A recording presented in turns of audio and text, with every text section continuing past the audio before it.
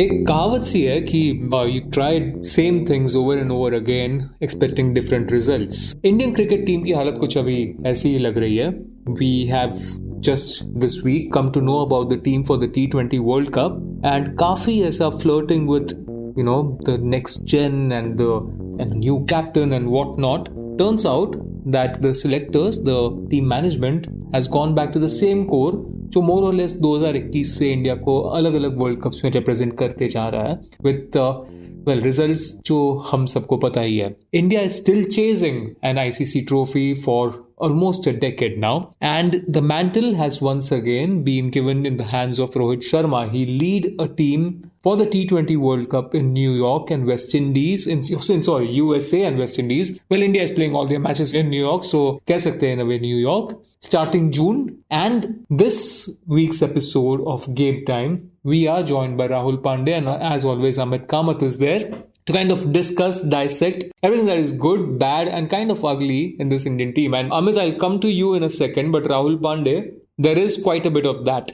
The ugly, I mean. It is, Mihir, and to put it as appropriately as possible, I think by now these press conferences, the latest of which you covered today, are starting to sound like broken radio records because, the same answers are being given on the inclusion of the same individuals. And there's hope always after every T20 World Cup. There's a bit of a change that comes into the scenery. Naye players ko mauka milta hai. The seniors step aside for a while. But then as soon as a World Cup comes up, we go back to the same methods and the answers that are given are starting to sound the same. Amit, what do you make of it? Have you been able to follow the cricket closely given ki kitna chess has taken up your time? So, or you've just been taking sneaky photos of me? I think there needs to be a clarification before I answer your serious question. For those wondering, I have not been taking sneaky photos of anybody. I've been taking screenshots of when journalists from our organization end up becoming slightly famous for, I don't know, just sharing the spotlight with people like Rohit Sharma, especially by asking them undesirable questions, I guess. I mean, I think at the top of the episode when I said ugly, more than the selections, it was just my big screen debut that turned out to be ugly, Amit. पहली बार कोई ऐसे giant screen पे आया and turns out that I was yawning, but sadly, as you pointed out, looks like I am having pan masala. मतलब उसमें शर्माने की कोई बात नहीं है. Everybody from Gavaskar to Gill to Sehwag are doing it, so it's fine. And they get paid for it. Yes. Chalo, anyway, moving on to serious things. I think, Mihir, one of the strangest things this has been written about a whole lot by the Indian Express, by our colleagues like Venkata, that after T20 World Cup in 2022, India seemed to have a template of sorts, They wanted to go for younger players. They wanted to go for people who can literally throw their bat at everything and more often than not connect their bat to the ball. So they had that template going. They had the Yashasvi Jaiswals, the Ruturaj Gaikwads, the Rinku Singhs, I guess Shubman Gills of the world leading the charge. आप अगर अभी का जो team देखेंगे तो some of them are reserves, some of them are not even in the team.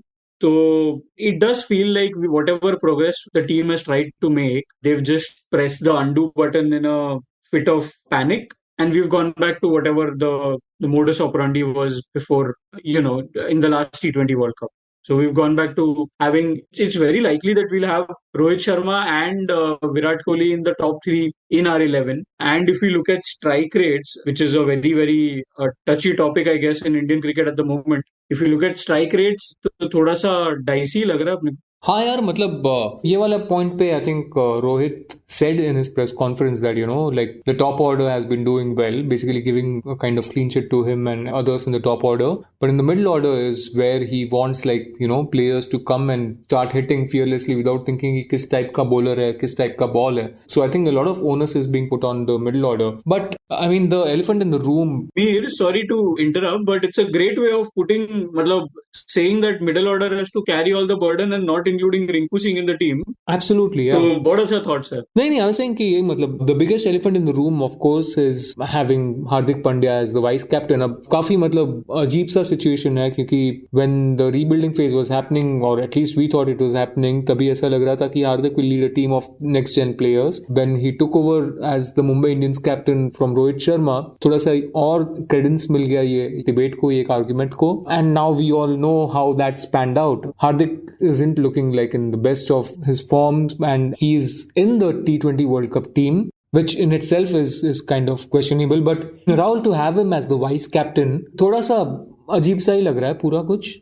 Absolutely, Mihir. And I think, Irfan Pathan talked about this just the other day. Of course, he's been very vocal about Hardik Pandya's captaincy this season, but I think one of the points of his which resonated with me, and I think which will resonate to this whole situation, is that he talked about this culture of undue advantage being given to certain senior players. And, that's been something that we've talked about so often, that colleagues have written about so often. Hardik Pandya obviously led the team in the absence of Rohit Sharma and both Virat Kohli while they were not playing T20Is for approximately 14 months since the T20 World Cup exit. But then as soon as another World Cup came into the picture, his captaincy selection dropped out of the fray. And then Rohit Sharma was brought in. Then Virat Kohli was brought in. And now that he hasn't done well as MI skipper, we are all obviously asking, questions about whether he's fit to be the vice captain. But, I think an even bigger question is, why take this U-turn just 4 months before the tournament?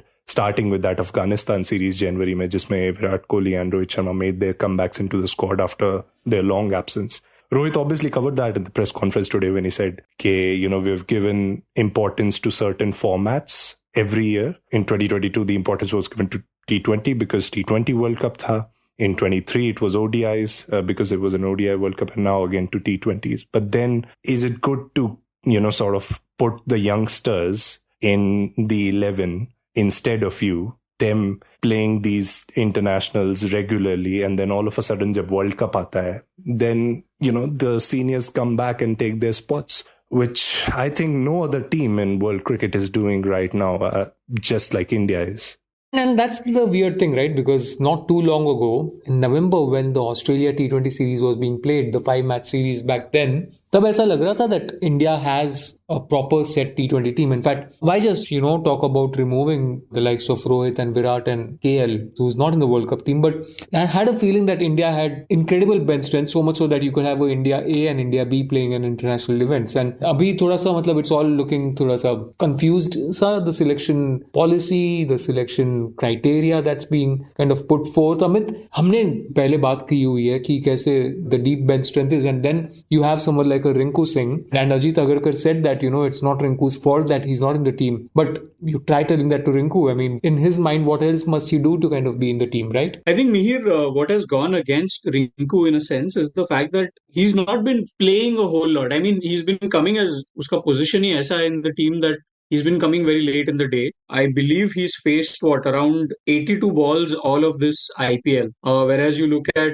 I guess, somebody like a Sanju Samson who's faced 239 balls. You look at Shivam Dubey who's faced 204 balls, something like that so far in IPL 2024. So what has happened is, वो जितने भी matches खेला है, he's averaged 10 balls he gets to play. So he's being judged on the basis of that 10 balls, which is his role, which is what he's supposed to do. He's supposed to come out for 10 balls and then give you play at a strike rate of the way that he has played. That has, I think, kind of gone against him. And just to bring back a point, you mentioned the series against Australia. अगर आप Australian team को ही देखें, I think the reason why Australia, despite whatever, like they may not have superstars or whatever it is, but then they still keep winning, is the fact that they don't pay too much respect to brand names. ये इतना बड़ा player है, हम इसको drop कैसे करेंगे? Like at the T20 World Cup, you are not going to have Steve Smith playing. He was not picked as part of the Australian team. So that tells you a little bit about the mindset that you need to go into a World Cup like this.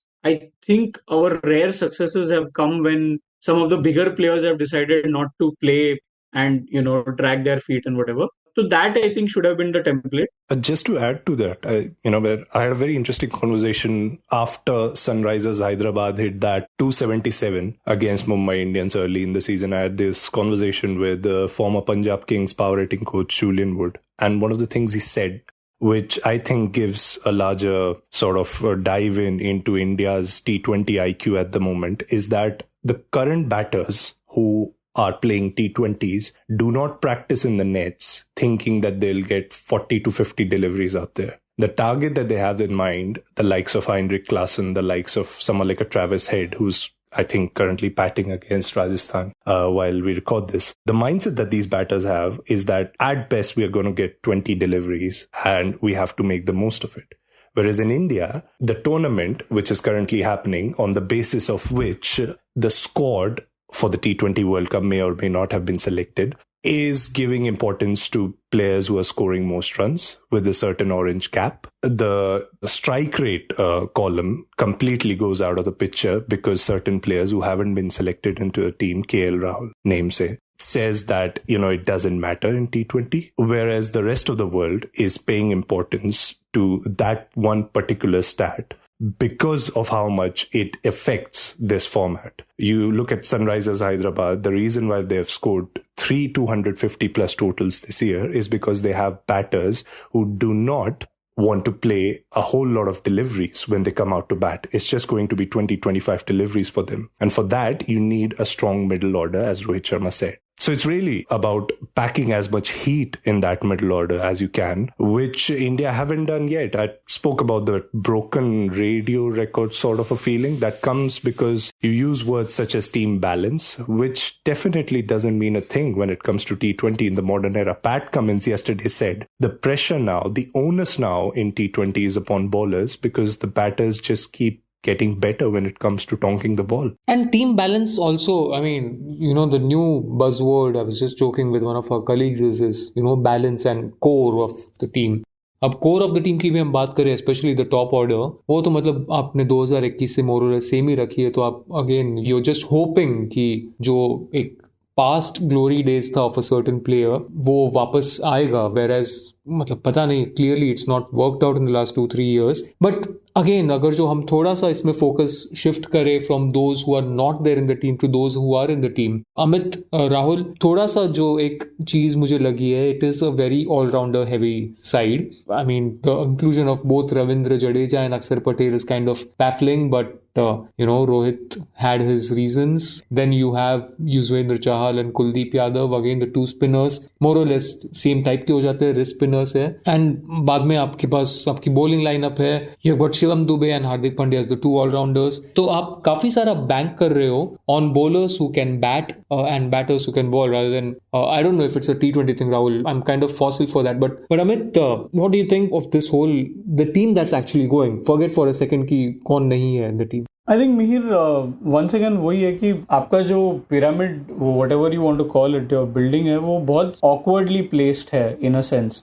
If you put in somebody like Rohit and Virat at the top, तो फिर does Yashasvi play, does he not play? If he plays, then फिर नीचे फिर कौन आएगा? सूर्या भी आएगा. So where are you going to fit all of these players in? In this sense, काफी uneven, I think in terms of team combination is what I felt when I saw it. Obviously, I think Rahul is somebody who can bring more nuance to this because he covers cricket a whole lot. He's done this day in, day out. Rahul? Well, I think, I'll agree with you, Amit bhai, on that count, that it does look a bit shaky as far as the composition of the team is concerned. Rohit Sharma obviously, didn't want to get into the dynamics of playing 11 as of now. उनका कहना था in his own eloquent way, 5 तारीख को match है, अभी बता के क्या करूंगा. But, one of the things that India have persisted with, which one of our colleagues, Venkat, wrote in November, is the amount of left-handers they've opted for. Obviously, Rinku is not there, but they still have a number of left-handers who can feature in the playing 11. One of Ravindra Jadeja or Akshar Patel is expected to. Yashasvi Jaiswal, I think more or less will still be the opener.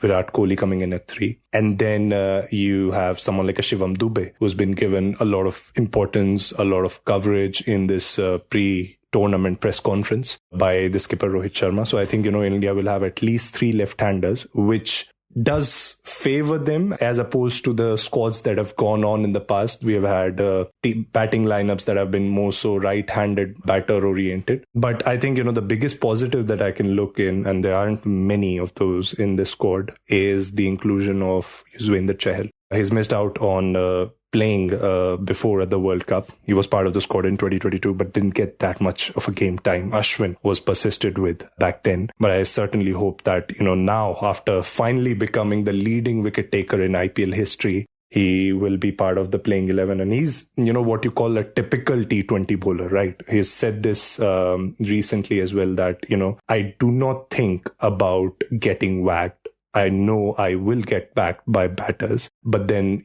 my thing is, I want to lure them into thinking that they have control of the game, which is exactly the kind of mindset you want from a spinner in this format, where even hitting 300 is possible as of now. Yeah, it is true. And that's, I think, exciting to have, the Kulcha partnership going at the T20 World Cup. That is, I think, interesting. Rohit had a very interesting thing to say about, he, of course, didn't give a hint into what the playing 11 would look like. But he did say that, he wanted 4 spinners and 3 seamers, with Hardik also being there. Again, he threw around that word that you get the balance. 2 spinners, he said, Akshar and Chaddu, being all-rounders, and then you have the 2 attacking spinners, which gives you the balance in the spin department. And then with Shivam Dube and Hardik Pandya, he did say that he expects both of them to bowl, even though Shivam Dube hasn't got that many bowling opportunities in the IPL. So that bit looks okay. Very interested to know who they kind of go ahead with as the main wicket keeper, whether it'll be Pant. That will be kind of, a very interesting comeback, very nice comeback, although Pant hasn't really looked great in terms of batting form, has he, Rahul? Yeah, absolutely. And I think, one of the things Ajit Agarkar said today, which made me think that, Sanju Samson doesn't have that much opportunity when it comes to playing time, even though he has been selected and he had to be selected given the amount of runs he scored. I think, Ajit Agarkar did mention that they need a wicketkeeper who can bat lower down the order, which is why they didn't opt for KL Rahul. And Sanju Samson, currently at Rajasthan, bats in at 3 or 4. Whereas Rishabh Pant is more used to batting at the number 5, number 6 role, even number 7 at times. So yeah, I think, it's going to be pretty interesting if they go for Sanju Samson, regardless of the fact that he is not known as a proven finisher. He's been given that role in Indian colours before in, some odd bilaterals, but it hasn't really worked out. So yeah, it will be really interesting. But just to take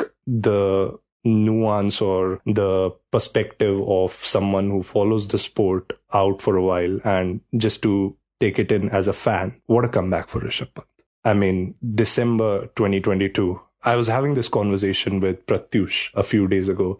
We remember exchanging texts just as the moment the news came of his accident. And at the back of my head, I couldn't even think about if he's going to play cricket for the remainder of the year because there's a World Cup coming up. There were questions, if he will play cricket for India in this year, let alone at the T20 World Cup when IPL started. But for him to feature at the World Cup, I think it's going to be one of the feel-good stories of the tournament. Rahul, I think one of the other interesting things is, and I don't think this has been talked about enough, is Rohit Sharma's place himself in the side. Because I know that, the selectors, Ajit Agarkar mentioned this, even Rohit reiterated this, that they already had some sort of a plan in place of what they wanted in terms of players. And then they went about looking in the IPL whether those players actually made sense. They've mentioned this, that it's not as if they've looked only at the IPL to figure out whether a player should be picked or not. But if you only look at what has happened in the current IPL, you look at somebody like a Rohit Sharma who is scored 315 runs from the 10 innings that he has played. Now, of those 315, some 105 have come only from 1 innings, which means in the 9 innings that he has played, besides that century, he's got only some 200 odd runs. No half centuries at all in the IPL, despite him coming at the top of the innings for Mumbai. So, do you think India kind of, put themselves in a very awkward position by naming Rohit as the captain much before then they needed to? And now find themselves in the awkward position of, not knowing what to do with Rohit Sharma because he's already been named captain? It's funny because, Amit, if we would have talked about this last year before the ODI World Cup, I think, our answer would have been completely different. But we have to go back to November all the way, even though India lost the ODI World Cup. As soon as the final got over, one of the things that was clear, at least to me and quite a few other people I spoke to, was that Rohit was still going to captain in the next year's World Cup, given how he batted in the ODI World Cup. Right. He didn't get that many hundreds or 50s in that tournament as well. But he scored these quick-fire cameos, right, as the ODI format goes. Right now, what he's doing in Mumbai is also a fraction of that same role. But what's happening is Mumbai's middle order doesn't have someone like a Shreyas Iyer or a Virat Kohli in that kind of role which they played in the ODI World Cup, which is why the team isn't performing well and they really have had a lot of middle order issues. But if we talk about India, it'll be interesting to see if Rohit takes on that role again of someone who just scores a quick fire 40 of 20 balls as he did in the ODI World Cup, because he'll obviously most likely be opening with Yashasvi Jaiswal, who is also known as an aggressor himself. So will both of them go up against the bowlers right from the first delivery, or will one of them sort of calm down a bit and let the other take the risks and, play those big shots? So yeah, I mean, if we see the IPL performances, it really doesn't give a whole lot of evidence into what Rohit's mindset is as of this point. But I think, his inclusion and what's expected of him in the coming tournament is what he did for India at last year's ODI World Cup. No, absolutely, and क्या पता है मतलब हम हमेशा जब भी in the last few years we have approached the World Cup, काफी optimism रहा. We always have thought that India look invincible, and this time it's a team of a few flaws. So maybe this is what was missing. अगर जो हम जो reverse jinx कर रहे हैं यहाँ पर, and थोड़ा अगर जो luck साथ दे दे तो you never know. I mean, the bowling department's looking okay. Siraj, I guess, yeah, he can be. मुझे IPL पता नहीं कितना फॉर्म देखना चाहिए, because सारे विकेट्स तो एक तो पाटा ही है. So very tough to judge IPL के basis पे कि कौन सा player कैसे perform करेगा, especially a bowler. But just to conclude, Rahul and Amit, does this look like a World Cup winning squad? Yeah, I guess I don't think any Indian team has ever looked like a World Cup winning squad, to be fair. ये तो भाई अपना अलग tangent पे है. Just to keep that sanity aspect. Sorry, Amit, what you were saying? No, please go ahead, yeah. Rahul, that was my very short and crisp answer into not trying to be a soothsayer of... if everyone who supports India, and there are quite a few of those, thinks just as Amit Bhai has done as of now, if there is that less pressure on this team, I think it'll be the best cricket viewing experience we can have, because that's what we need. And one thing that we need to understand is India, when it comes to T20, are not the power axis of world cricket. It's been proven in the last two World Cups. We've come short against Pakistan, England in matches, which we have comprehensively lost, and I think, had it not been for that Virat Kohli special in Melbourne, India could have even been, knocked out in the group stages. So I think, the best thing to do would be to go into this World Cup thinking of ourselves as an underdog, so that we can at least enjoy the experience of every single win that we have. Yeah, I think that's like a good positive way to end this podcast, which largely has been kind of, अगर जो आप India fan हो तो hopefully आप end तक टिके हो, because वरना काफी sad होगा अगर जो आपने सिर्फ टीम बैशन सुनकर ये एपिसोड बंद कर दिया होगा. But there are many kind of good stories also from this team, and we will be kind of focusing on that in the coming weeks closer to the T20 World Cup, especially the one of Sanju Samson finally making it to the squad, and Rishabh Pant, as Rahul mentioned as well. So Sara doom and gloom nahi hai, but there is confusion and there are lots of questions which haven't been kind of answered to our satisfaction. But we'll be there to analyze, we'll be there to kind of bring you the stories of players who have made it to the T20 World Cup, and also, of course, we'll be there during the T20 World Cup too. Thanks for listening to Game Time this week. We will be back with fresh episode next week. Thanks, Rahul. Thanks, Amit. We'll be back next week. You were listening to Express Sports by the Indian Express. This week's show was edited and mixed by Suresh Pawar and produced by me, Shashank Bhargava. If you like the show, then do subscribe to us wherever you get your podcasts. You can also recommend the show to someone you think will like it. Share it with a friend or someone in your family. It's the best way for people to get to know about us. You can also tweet us at Express Podcasts and write to us at podcasts@indianexpress.com.